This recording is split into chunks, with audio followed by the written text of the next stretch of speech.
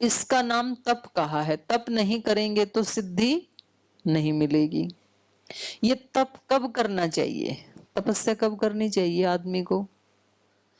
बचपन में करनी चाहिए, युवावस्था में, वृद्धावस्था में, सुबह शाम दोपहर, कब करनी चाहिए तपस्या? बचपन में करनी चाहिए नहीं करनी चाहिए छोटे बच्चों को? तो आप ही बताओ, समय सीमा होती है कि नहीं? छोटे बच्चों को तपस्या करनी चाहिए? वो तो बच्चे हैं अभी, बिल्कुल छोटे बच्चे हैं। करना चाहिए नहीं करना चाहिए? 4 बजे उठना चाहिए छोटे बच्चों को? उठना चाहिए नहीं उठना चाहिए? कुछ कह रहे हैं उठना चाहिए, कुछ कह रहे हैं नहीं 4 बजे तो ज्यादा जल्दी है, इतने छोटे बच्चे हैं अभी। भाई इतने ज्यादा भी कठोर मत बनो कि छोटे बच्चों को भी करनी चाहिए। युवकों को करनी चाहिए तपस्या, नहीं करनी चाहिए? फिर पढ़ाई कब करेंगे? युवक यदि तपस्या करेंगे तो पढ़ाई कब करेंगे? बड़े चालाक हो गए, पढ़ाई करना ही तपस्या है तो फिर तो सारे तपस्वी ही हैं, फिर और अलग से तपस्या कहने की जरूरत भी क्या है?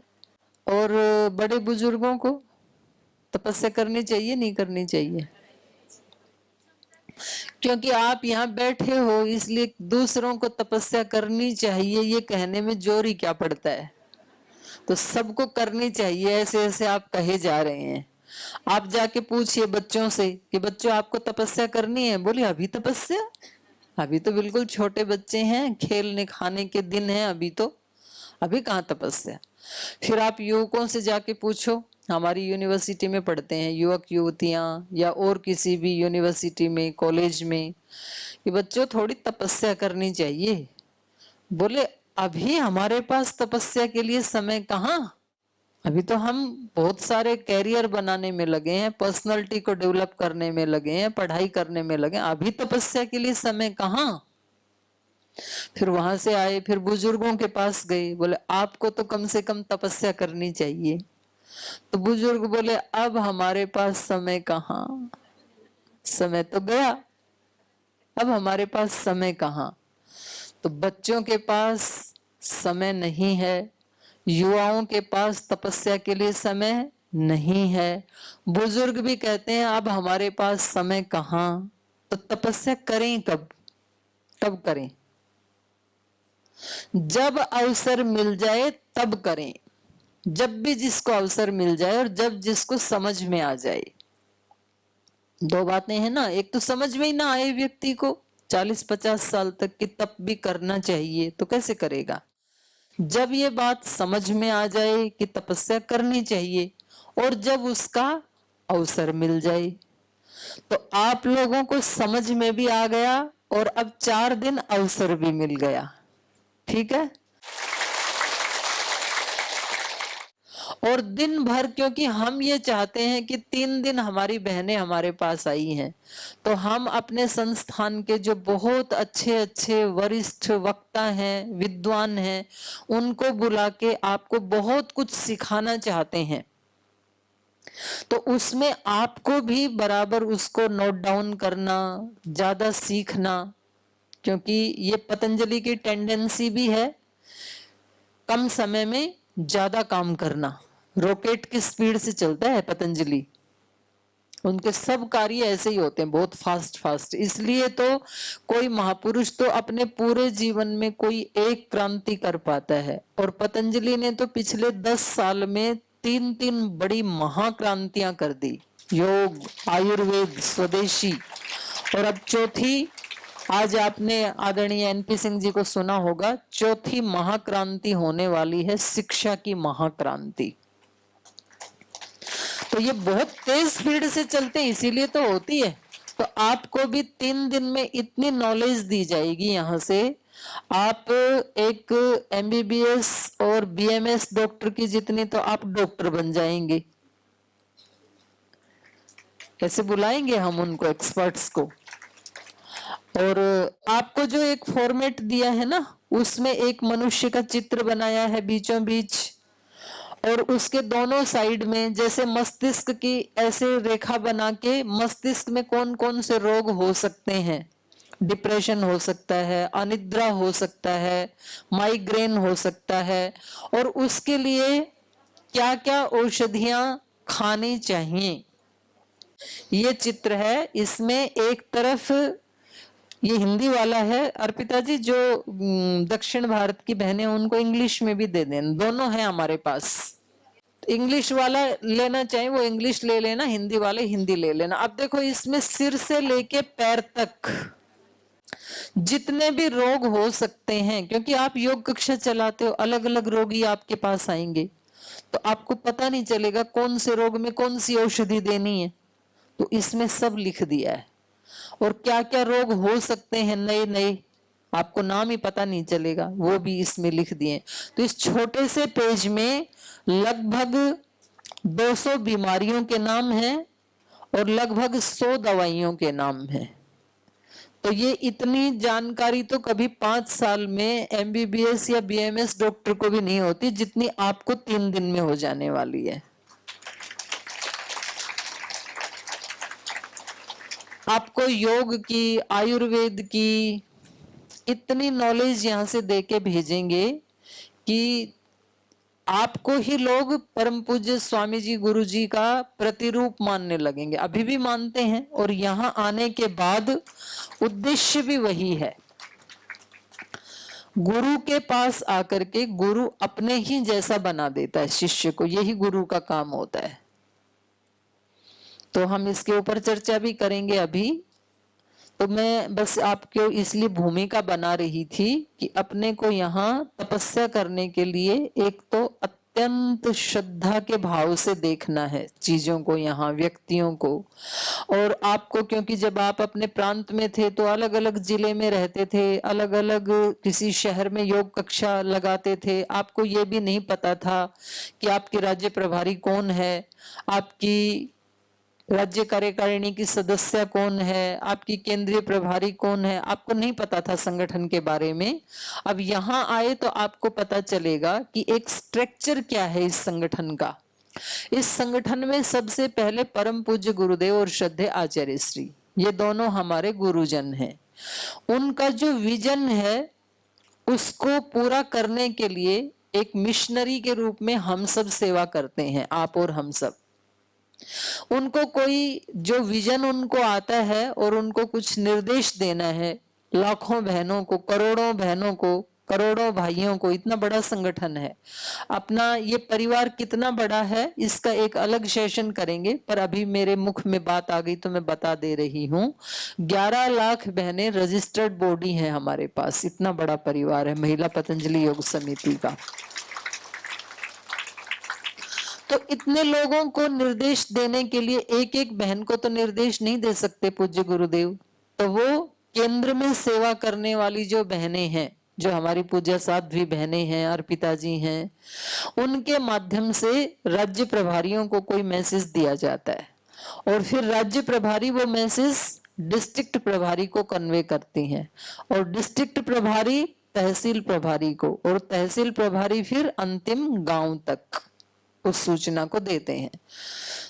तो जो जिला प्रभारी या राज्य प्रभारी हमें कोई निर्देश देती हैं, तो वो निर्देश उन राज्य प्रभारी का नहीं होता, वो निर्देश गुरु का ही होता है। इसलिए अपने राज्य प्रभारियों को कैसे देखना है वो कुछ बताएं तो गुरु का ही प्रतिरूप मानना है राज्य प्रभारी बहनों को, क्योंकि वो तो गुरु का एक चेन बनी हुई है ना। कोई जिले की प्रभारी बहन आपको कोई निर्देश दे तो वो उस बहन का निर्देश नहीं है, किसका निर्देश है, वो गुरु का है। तो उस निर्देश के प्रति ऐसी ही श्रद्धा रखनी चाहिए जैसे साक्षात गुरु के निर्देश के प्रति हम श्रद्धा रखते हैं। तो ये संगठन में काम करने की एक रीति नीति है, एक पद्धति है। नहीं तो ऐसे तो बहुत भीड़ कहीं भी मिल जाएगी आपको। तो खैर ये मैं किसी दूसरे सेशन में बताऊंगी कार्य करने की पद्धति। अभी बस इतना ही बताना था आपको कि कोई भी यहाँ से निर्देश आपको मिलता है, चाहे हमारी पूज्य साध्वी बहनें दे रही हैं या कोई अपने आने वाले विद्वान दे रहे हैं। जैसे सुबह आदरणीय एनपी सिंह जी आए, जो भारतीय शिक्षा बोर्ड के कार्यकारी अध्यक्ष हैं। जैसे हमारी पूज्य साध्वी देवादिति जी ने सुबह का सेशन लिया। अभी मेरे बाद आदरणीय भाई राकेश जी आने वाले। कोई भी आपको यहाँ से सेशन लेने के लिए आएंगे तो आपको उनकी बात को गुरु की ही बात मान करके उसको ध्यान से सुनना है, और आपको जो डायरी दी है उसमें आपको लिखते जाना है। जब आप घर जाएं तो आपकी डायरी भरी हुई होनी चाहिए, इतना लिखना है आपको। और आपको आज शाम को मैं असाइनमेंट भी देके जाऊंगी कि आज आपने दिन भर में क्या क्या सीखा। 4 सत्र होंगे ना आज के, 2 सुबह हो गए, 2 अभी होने वाले हैं। तो चारों सत्र के बारे में कम से कम 100 वर्ड्स के बारे में आप लिखेंगे। हाँ, 100 वर्ड्स में आप उसको लिखेंगे। तो ये तो आप नोट कर लो। अभी चारों सेशन के बारे में आपने क्या क्या सीखा 100 शब्दों में लिखना है अपनी ही डायरी में। आपकी डायरियां चेक करेंगे फिर जाते समय, क्योंकि तपस्या करने आए हो। आपने बोला कि हम तपस्या करेंगे, आप केवल घूमने नहीं आए ना, यहाँ घूम के भी जाएंगे, लेकिन उसके साथ साथ तपस्या भी करेंगे। क्यों करेंगे तपस्या? क्योंकि हमें योग की सिद्धियां चाहिए। हम जो कुछ भी करते हैं उसका फल हमें ही मिलता है। आप तपस्या करेंगे, पुरुषार्थ करेंगे, कम खाएंगे, कम सोएंगे, तो आपको पुण्य मिलेगा। तो जितने पुण्य आपने पिछले 40 साल में नहीं कमाए, उतने पुण्य आप इन 4 दिन में कमाने वाले हैं। यहां से माला माल होके जाने वाले हैं आप। जितने पुण्य 40 साल में नहीं कमाए होंगे आपने, इतने पुण्य 4 दिन में कमा लोगे अभी आप। कितनी बड़ी बात है ये, क्योंकि गुरुओं की ऐसी महिमा होती है। वैसे तो गुरु की महिमा कोई जान नहीं सकता है। गुरु की महिमा कोई ना जाने, ना कोई पंडित, ना कोई सयाने।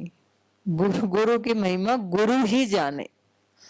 लेकिन तो भी हम अनुमान प्रमाण से अनुमान तो कर ही सकते हैं ना। तो हम यहाँ 4 दिन रह रहे हैं, तो हमें सबसे पहले श्रद्धा से, भक्ति से अपने चित्त को युक्त रखना है, हमेशा श्रद्धा से युक्त। और भक्ति श्रद्धा कितने प्रकार की होती है, अलग अलग ग्रंथों में अलग अलग चर्चा की है महापुरुषों ने। जैसे आज मैं आपके सामने बात करना चाहती हूँ भक्ति के बारे में, नवधा भक्ति, जो श्री राम ने माता शबरी को दी थी। तो उसमें पहली भक्ति क्या है? प्रथम भक्ति संतन कर संगा। तो ये भक्ति आपकी सिद्ध हो गई है, हो रही है, और भी ज्यादा सिद्ध होने वाली है। क्योंकि जिस दिन आपने महिला पतंजलि योग समिति में अपने आप को एक योग शिक्षिका के रूप में ऐड किया था, उसी दिन संतों का संग हो गया। संतों का संग फिजिकली तो अभी हुआ है आपका, लेकिन मानसिक रूप से, भावनात्मक रूप से तो उसी दिन हो गया था जिस दिन आपने महिला पतंजलि योग समिति को ज्वाइन किया था, या पूज्य गुरुदेव के बारे में आपने जाना था। तो ये पहली भक्ति है। तो हमेशा व्यक्ति को सत्संगति में रहना चाहिए। सत्संगति में नहीं रहेंगे तो कुसंगति में ऑटोमेटिक ही चले जाएंगे, उसमें कुछ भी करना नहीं पड़ता है। सत्संगति के लिए पुरुषार्थ करना पड़ता है, प्रयास करना पड़ता है। कुसंग के लिए कुछ भी नहीं करना पड़ता। जैसे खेत में धान उगाने के लिए, गेहूं चावल आदि पैदा करने के लिए क्या करना पड़ता है? पुरुषार्थ। पहले हल चलाना पड़ता है, खरपतवार को निकालना पड़ता है, फिर बीजारोपण करना पड़ता है, फिर उसमें खाद पानी देना पड़ता है, फिर उसकी कटाई नलाई करनी पड़ती है, तब कहीं जाकर के गेहूं प्राप्त होता है। और खरपतवार उगाने के लिए क्या करना पड़ता है? कुछ भी नहीं करना, खेत में जाओ ही मत, अपने आप उग जाएंगे। तो कुसंग करने के लिए कुछ भी नहीं करना पड़ता, अपने आप ही आ जाते हैं। नेगेटिव भाव, बुरे भाव, गंदगी तो अपने आप आ जाती है, स्वभाव ही है मन का। लेकिन उसको ठीक रखने के लिए हर पल कैसे रहना चाहिए? संतों की संगति में। तो ये पहली भक्ति है। तो आपको अपने घर जाने के बाद भी गुरुजनों की संगति में रहना है, और यहां तो आप हैं ही हैं गुरु के साथ, हर पल जो हमारी साध्वी बहनें हैं,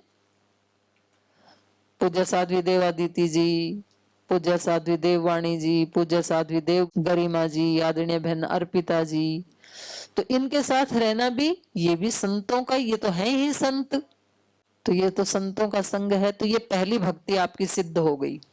प्रथम भक्ति संतन कर संगा, दूसरी रति मम कथा प्रसंगा। दूसरी भक्ति है मम कथा प्रसंगा रति। भगवान जी कह रहे हैं मेरे जो कथाओं के प्रसंग हैं उनमें रति होनी चाहिए, आसक्ति होनी चाहिए।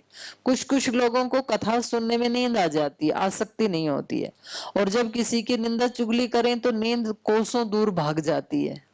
निंदा चुगली में बहुत रति होती है, किसी की बुराई सुनने में बहुत अच्छा लगता है, और किसी की बड़ाई कोई करे तो नींद आने लगती, जमाई आने लगती है। तो उल्टा करना है। दूसरी प्रकार की भक्ति क्या है? भगवान के बारे में, किसी साधु महात्मा के बारे में, सेवा के बारे में, अच्छी अच्छी बातों के बारे में जब कोई कुछ बताए तो उसमें क्या होनी चाहिए? आसक्ति, रति। जैसे अभी हम भक्ति की, नवधा भक्ति की चर्चा कर रहे हैं और आप सब बहनें कितने ध्यान से इसको सुन रही हैं, तो ये आपकी दूसरी प्रकार की भक्ति सिद्ध हो रही है। हमेशा ही ऐसे ही रहना चाहिए। तो ये दूसरी भक्ति है, दूसरी रति मम कथा प्रसंगा। तीसरी है गुरु पद पंकज सेवा, तीसरी भक्ति अमान। तीसरे प्रकार की भक्ति है गुरु के चरणों की सेवा करना। अब गुरु के चरणों की सेवा फिजिकली तो हमें प्राप्त होती नहीं है, क्योंकि करोड़ों लोग संगठन में जुड़े हैं और सभी गुरु के ही शिष्य हैं, और करोड़ों लोग तो चलो दूर रहते हैं, हम तो यहाँ हरिद्वार में ही रहते हैं, तो भी हम भी नहीं मिल पाते हैं, हमें भी फिजिकली तो ये सौभाग्य प्राप्त नहीं होता है। तो ये तीसरी भक्ति हमारी कैसे सिद्ध होवे? जो गुरु हमसे चाहते हैं वो कार्य करना, ये भी गुरु के ही चरणों की सेवा है। गुरु का शरीर क्या है? पूरा जो हमारा संगठन है वो गुरु का ही शरीर है। तो जब हम संगठन की सेवा करते हैं तो आप समझिए गुरु के शरीर की ही सेवा कर रहे हैं। और ये हमारी तीसरे प्रकार की भक्ति सिद्ध हो रही है। गुरु पद पंकज, पंकज मतलब कमल, पंक में उत्पन्न होने वाला पंकज, पंकज। कीचड़ में पैदा होना ये उसकी नियति है, लेकिन कीचड़ से सदा निर्लिप्त रहना ये उसकी तपस्या है। संसार में पैदा हुए हैं हम सब, संसार में सुख दुख, कीचड़, अच्छाई बुराई सब कुछ है, तो ये तो नियति है, पैदा तो वही होना पड़ेगा। लेकिन उनसे हम अलग रह सकें ये भक्ति से ही संभव हो सकता है, गुरु कृपा से ही संभव हो सकता है। और ये भक्ति करते हुए अमान, जो अंतिम शब्द है वो है अमान। अमान मतलब निरअहंकार होकर के, मान मतलब अहंकार, अमान मतलब अहंकार से रहित होकर के। भक्ति करते हुए भक्ति का अहंकार नहीं आना चाहिए, नहीं तो वो अपने आप में एक दोष बन जाता है। चौथी भक्ति मम गुण गण करई कपट तजी गान। चौथी भक्ति भगवान कह रहे हैं मेरे गुणों का गान करना चाहिए, और गुणों का गान भी छल कपट से रहित होकर के करना चाहिए। कभी कभी व्यक्ति को दूसरे से कुछ लेना होता है तो वो उसके गुणों का गान करता है। जैसे आपके बच्चों को कभी आपसे पैसे लेने होते हैं, या नया मोबाइल लेना है, या फिर नई बाइक लेनी है, तो बच्चे क्या करते हैं? आपके पास आके आपके गुणों का गान करने लगते हैं। मेरी मम्मा दुनिया की सबसे बेस्ट मम्मा है, मेरी माँ धरती की सबसे अच्छी माँ है, कितनी प्यारी प्यारी है मेरी माँ। तो आपको लगता है हाय, यही शब्द सुनने के लिए कान तरस रही थी, क्योंकि घर में इतनी सेवा करती हूँ, कभी कोई मेरे को सम्मान देता ही नहीं है। और ये मेरा बच्चा कितना प्यारा बच्चा है, मेरी कितनी स्तुति कर रहा है। तो स्तुति करने से प्रीति पैदा होती है बच्चे के प्रति। और बच्चे को पता है कि मुझे तो यहाँ मम्मा से बाइक लेनी है, तो माँ कहती है बता बेटा तेरे को क्या चाहिए, बोले पापा को बोल देना एक नई बाइक दिलवा देंगे। तो भक्ति तो कर रहा है बच्चा, लेकिन उसके पीछे उसको बाइक चाहिए होती है। तो भगवान की भक्ति बहुत लोग करते हैं। अब किसी को कोई नौकरी चाहिए, किसी को राजनीति में टिकट चाहिए, किसी को वोट चाहिए, किसी को कोई पद चाहिए। तो ये सारी भक्ति जो है ये विशुद्ध भक्ति नहीं मानी जाएंगी। विशुद्ध भक्ति वो है कि मुझे कुछ भी नहीं चाहिए, केवल अपनी भक्ति के लिए ही मुझे भक्ति प्रदान करें। बस मेरा ये कर्तव्य है मैं आपकी भक्ति करूं, और आपकी भक्ति करने में ही मुझे तो सर्व सुख मिल रहा है। आप मुझे अपनी भक्ति प्रदान करें। जैसे प्रहलाद भक्त ने मांगा था, जैसे ध्रुव भक्त ने भक्ति मांगी, मीराबाई ने मांगी, ऐसे अनेक अनेक संतों ने मांगी। तो छल कपट से रहित होकर के भगवान के गुणों का गान करना, क्योंकि किसी की भी स्तुति करते हैं, गुणों का गान करते हैं, तो उससे प्रीति बढ़ती है। संसार में भी किसी के प्रति प्रीति बढ़ती है तो वो उसकी गुणों का गान करने लगता है।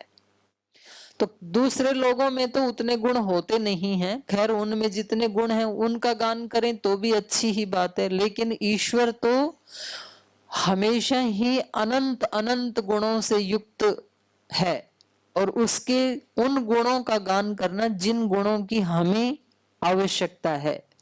तो ये चौथे प्रकार की भक्ति है। मंत्र जाप मम दृढ़ विश्वासा, पंचम भजन सुवेद प्रकाशा। पांचवें प्रकार की भक्ति है मंत्र जाप करना। मंत्र का मतलब क्या है? गायत्री मंत्र, ओंकार का मंत्र, या तो अनेक अनेक मंत्र है ना वेदों में, और वो यदि किसी को नहीं आते हैं तो फिर कौन से मंत्र का जाप करें? मंत्र कहते हैं मातृगुप्त परिभाषणे, परमात्मा के साथ संवाद करना, उसका नाम मंत्र है। तो आप अपनी सिंपल भाषा में भी बातचीत कर सकते हैं। आप किसी वेद के मंत्र का आश्रय लेके उसका भी जाप कर सकते हैं। किसी गीता के श्लोक को आधार बना के उसका भी जाप कर सकते हैं। रामचरितमानस की चौपाइयों से भी जाप कर सकते हैं। तो जाप करने का तरीका महर्षि पतंजलि जी ने बताया है, तज्जपस तदर्थ भावनम। जाप उसको कहते हैं जो हमारी भावना दिन भर बनी रहती है, वो जप है। जैसे मान लो आप पूरे दिन किसी टेंशन में हैं, तो आप किसका जाप कर रहे हैं? टेंशन का। आपने कोई एकादशी आदि व्रत किया और पूरे दिन आपको खाना खाना याद आ रहा है, तो आप किसका जाप कर रहे हैं? खाने का। आप यहां पर आए, आपको चाय मिली नहीं और पूरे दिन आप चाय नहीं मिली ऐसे सोच रहे हैं, तो किसका जाप चल रहा है? मेरे को 2-3 दिन पहले जो पिछला शिविर हुआ था ना, तो एक महाराष्ट्र की एक बहन आई थी, तो उसने 4 दिन तो कुछ नहीं बोला, फिर 5वें दिन उसने मेरे को भजन सुनाया। एक गुरुजी तो सुनाते हैं, हमारी साध्वी बहनें भी सुनाते हैं, अमृत है हरि नाम जगत में, इसे छोड़ विषय विष पीना क्या। और वो मेरे को सुना रही थी, चाय कॉफी है अमृत इस जगत में, इसे छोड़ और कुछ पीना क्या, यदि चाह नहीं तो जीना क्या, सुबह शाम नहीं तो जीना क्या। तो ये किसका जाप चल रहा है?